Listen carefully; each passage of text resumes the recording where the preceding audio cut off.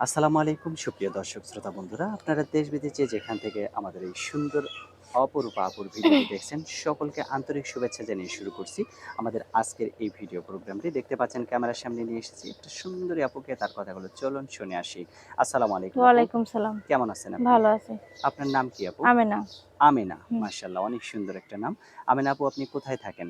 আমি থাকি নাটোরে। নাটোরে থাকেন? হুম। আর জন্মস্থান কোথায়, নাটোরেই?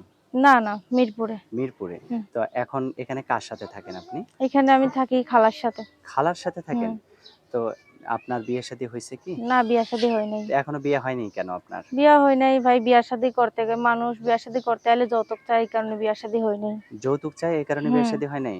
তো যৌতুক চায় কেন এত সুন্দর একটা মানুষের কাছ কি থেকে? করব ভাই, গরিব মানুষ, যৌতুক দিতে পারি না বলে বিয়া-শাদী হয় না। যৌতুক দিতে পারেন না বলে বিয়ে শাদী হুম। হয় না?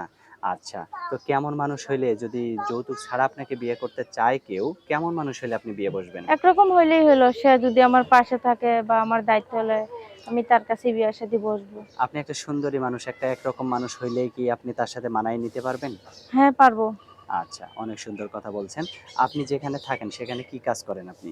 আমি ওইখানে মিশিং-এর কাজ করি। কি মেশিনের কাজ করেন? সেলাই মেশিং-এর। সেলাই মেশিনের কাজ হুম। করেন? কত টাকা পান আপনি দৈনিক? পাই ভাই, ১ মাসে ৩,০০০ টাকা পাই। মানে মাসে ৩,০০০ টাকা পান। হ। সেটা দিয়ে খান, ঘর ভাড়া দেন, আবার হুম। থাকেন।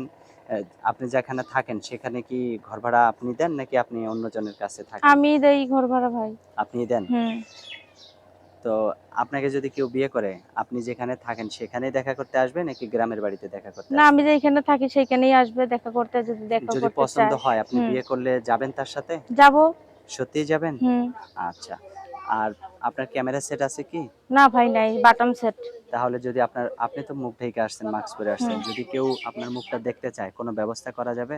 যাবে ভাই, সে যদি আমারে ভালোবাসা মোবাইল-টোবাইল কিনা দেয়, তারে মুখ দেখানো যাবে। আচ্ছা, অসংখ্য ধন্যবাদ।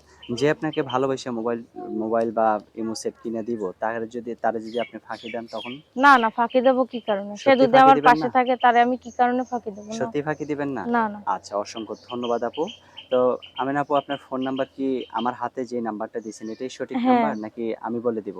ওইটাই সঠিক নাম্বার। আচ্ছা, তো আমি বলি, আমার সাথে আপনিও বলেন, হ্যাঁ? আচ্ছা। 018 018 2 2 77 77 51 51 3 398। 98। এটাই তো আপনার ফোন হুম। নাম্বার? আচ্ছা। আর কিছু বলার আছে আপনার না আপু? ভাই, আর কিছু বলার নেই। আচ্ছা, তো ঠিক আছে, ভালো থাকবেন, হ্যাঁ? আচ্ছা। প্রিয় দর্শক, এই সুন্দরী আমেনাকে যদি কারো ভালো লেগে থাকে তাহলে অবশ্যই ফোন দিবেন, যোগাযোগ করবেন।